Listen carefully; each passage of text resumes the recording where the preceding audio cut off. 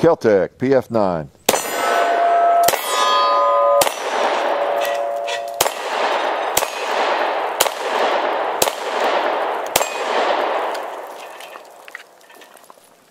Not bad. Not bad at all. Considering. There we go.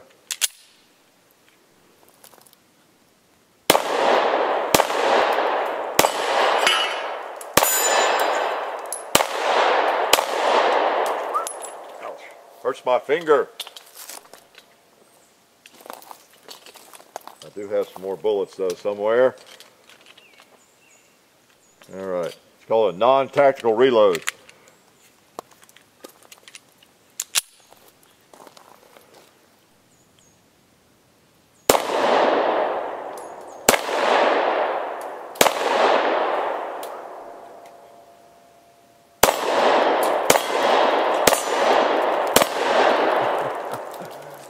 All right, I hit him when I had to, right? Woo! Yes, this is the PF9 Kel-Tec. I believe that's the college I went to back in the day. It's been so long I forgot where I went to school. Kel-Tec sounds right. But PF9 9mm. This is a really popular little gun. It's been around a little while. And let's take a look at it. And we brought some other guns out here just to kind of give you an idea where it fits in the scheme of things. But it is a fairly inexpensive gun for what it is. It is, I think it's about 12.5 ounces. It's fairly light. It's a nice sized little gun. That's one of the attractions of it. You know, it's polymer frame, of course, so it doesn't weigh a lot. And it's striker, well, it's not striker fired, it's hammer fired. But it generally a striker fired gun is more expensive than this. This runs, I think it retails about $3.5, $3.30, something like that. You might find it for $3, just depending on where you live. But one reason I wanted to run it through its paces is that I get so many people asking me about it and if I've ever fired one and what I thought about it, and so I thought I'd get one and just play with it a while, do some videos with it. And we're going to shoot it today and see how it does. I've shot it a few times just before the video and to get a feel for it and kind of get an idea where to hold. I like to do that, but it does have a little bit of recoil to it. I'm shooting 115 grain, just Winchester white box in it today. Again, I'm kind of behind on my hand loading, so we're shooting factory ammo, just bulk ammo through it. One thing I wanted to show you here is kind of where this gun fits in and why it's so popular, why this category or genre of handguns, pistols, are so popular. You know, you've got the ultra small gun, of course, the little North American Arms Derringer. Then you've got the LCP, you know, the CAR P380 class of guns. You know, these are what we consider New York guns. You know, you just kind of put them in your pocket and forget about it, right? And that usually works. These guns are very small, and many of you probably have one of these, particularly the LCP. Maybe this thing. That thing's kind of tough to shoot, but yeah, I've had that for about 20 years. You know, just had to have one of those a long time ago. I dug it out of the back recesses of the safe and found it. That's about as small as you can get, and do anything realistic. Then this next level of the LCP is actually shootable, as you know. We've done videos with those. And when you get to this size, you actually get a gun that's pretty nice gun that you can, plus you get into a 9mm. That's the big advantage. A lot of people don't want to drop below a 9mm for a defensive handgun. And in these two guns, you know, you got 38 Special plus P. Here you got 9mm. So you have guns that are roughly the same size, other than the thickness. You know, with the revolver, you get a little thicker, you know, gun there, but roughly the same size as the little J-frame. And I don't have the PM9 out. The PM9's in this class as well, and that had so many things, so much clutter, I couldn't even find it in the safe, but it's back there somewhere. The PM9 is actually a little bit smaller than this gun, but they're still kind of in the same class. And you move up to the next level, and we'll do a video on all this at some point because I have a lot to say about this. I won't say it today, but you see the Glock 27 actually is not a lot bigger than this gun in terms of size, length, and height. I'm pretty much flush on the bottom right now, but it's thicker and heavier. You know, it's thicker and heavier. Okay, it's Glock 26, same thing, and of course the SR9C. You know, bigger guns, easier to shoot well, but because they're larger. And of course, you go on up to Glock 23, and you got a full-size gun almost. So anyway, that's kind of where this one fits in the scheme of things. A handy size. This maybe this, and of course the 380. These are probably the two of the fastest growing categories of firearms, with the carry permits proliferating around the country. So wanted to try this thing out. Now, my impression so far, and while I'm gabbing about it, I'm going to reload these magazines. I'm finding it as to be a pretty good value. It feels pretty good in the hand. It's big enough to get a handle on. And in my large hands, of course, I have a challenge with some of the smaller guns. Although, you know, I like them, you know that, and I can shoot them well enough. But this one feels good.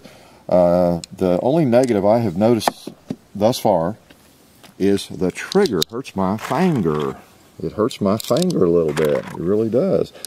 Now, keeping in mind the purpose of this gun, it really isn't going to matter if it hurts your finger, is it, when you fire it? If you have to fire it to save your life. It's kind of like that bear gun you might be carrying in Alaska, at 454 Casull or whatever, 500 Smith & Wesson, 44 Magnum, whatever it is. Recoil will be slightly irrelevant if Big Grizz is about to eat you. You won't even feel the recoil. You will relish the recoil, won't you? But same with this gun. It's not going to be a big deal if you have to ever, you know, use it to defend your life. But it does, you know, create an issue for on the practice range, I'll have to say.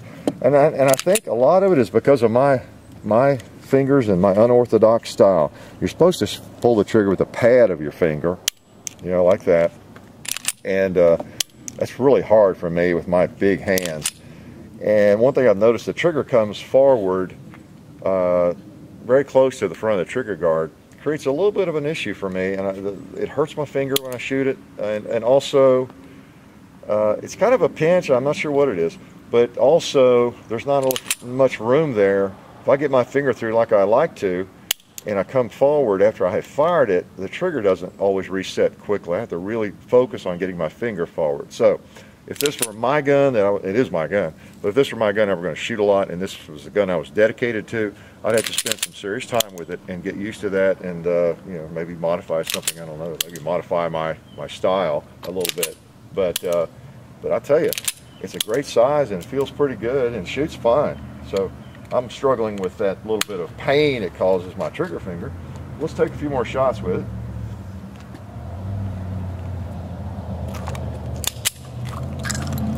Oh, what do we have here? Let's see. All right.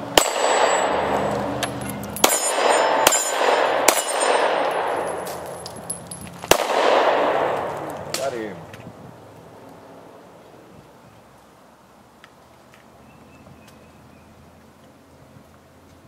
Some more ammunition in it here. I can keep track of my pockets.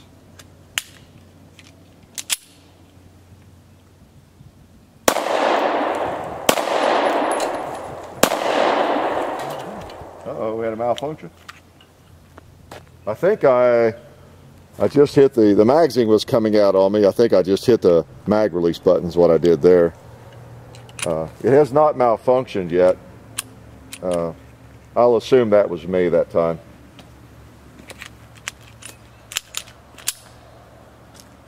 I'll take credit for that, unless it happens again, maybe.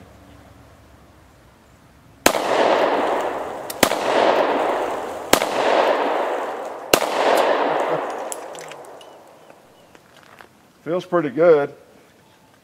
If I get my finger on the trigger correctly, it does okay. Let's see if we can pop him off there. He's about to go, I think. Huh. I just did it again. So that was me. So I'm having a little difficulty keeping my my thumb or my finger off the mag release, it seems. So I have to do better with that.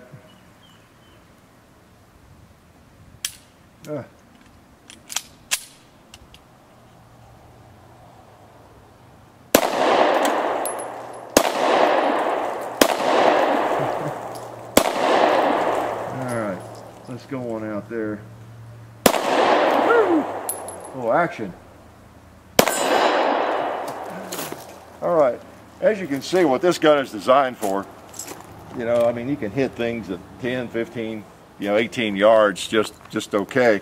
Work with a little bit. I've got a couple things as far as my shooting of it. I have some issues with it at this point, as you can see, and I think my large hands are a lot of it, because I have to wrap my finger in there to where it hurts me a little bit, and I don't know. Time will tell. That's what I'm doing. That's what this is all about. Kind of my impressions of the gun. Do I have any issues with it? Is it the gun? Is it me? So I'll do 2 or 3 videos with it. We'll shoot it and see what happens. You know, sometimes these things work themselves out. I learned to grip the gun right. I decide I like it more than I thought I did initially, or maybe I decide I don't like it as much as I did initially.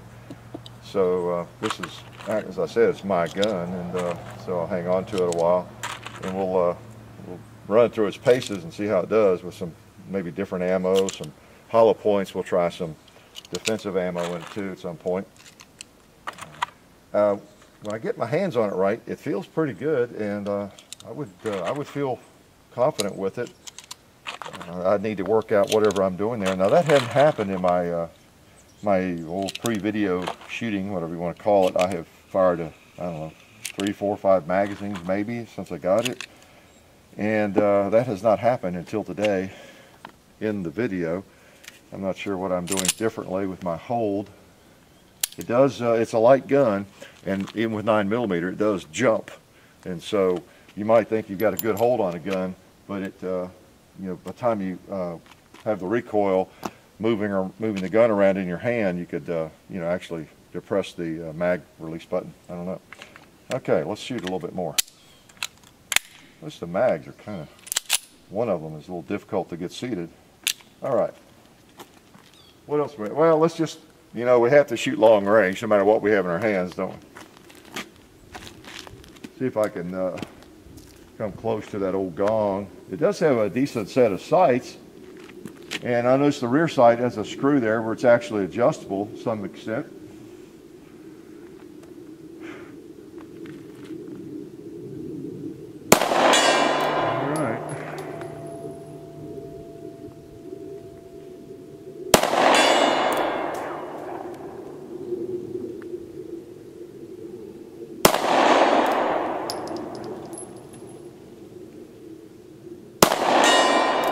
Okay.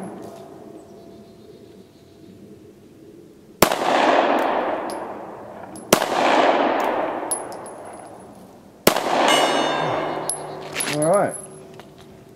Well, shoots pretty well.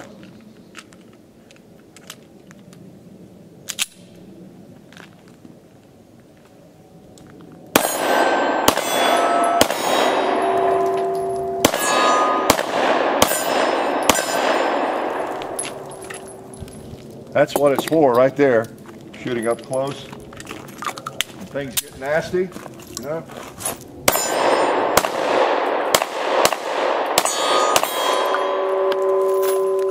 Okay, I'd have to get used to it, but I think I could shoot it okay with a little practice. Like I said, it still wreaks havoc with my trigger finger a little bit there. Make sure I'm not depressing that mag button. But by and large, it seems like a fairly solid little gun. No major complaints. Again, if I'm looking for a carry gun or a defensive pistol, this might not be my choice right now, right? Because with the little PM9, I've shot it a fair amount, and I don't get any of that with it. So it would be my choice over this right now. Of course, we'll do a little comparison with that. But then again, we'll shoot some more and see what transpires, and maybe I'll get it figured out what I'm doing there, what my grip would have to be to guarantee I don't get my thumb or finger on the mag release button. And then maybe I can also determine, I don't know, a hold or a way to pull that trigger without it hurting my finger as much. But I don't know, we'll see. First impressions are just those things I just talked about, but it seems like a solid little gun. Gosh, for the money, you know, they're like the PF9 is, I guess, almost twice that much, you know. So for what it is, what it seems to be, you know, it seems like a nifty little gun, well made. And the biggest problem at this point could just be my oversized hand, you know, in this particular gun. So that seems to be the biggest issue. I can see someone with the smaller hands being able to get the pad of that finger on there and then shoot that very comfortably, not having any trouble with that, of course. So adjustable sights, pretty nice 3-dot sights there, and it seems pretty accurate. I'm not going to, you know, start trying to hammer animals with it, but has a rail, you know, not bad, not bad. I'm fairly impressed, other than just being a little bit awkward for me to shoot right now. We'll shoot it some more and do some more comparisons with the gun, and let you know what becomes of that. So glad you guys could come by and take a look at, you know, my first impressions of it, and that you could I could share that with you. So y'all come back. Life is good.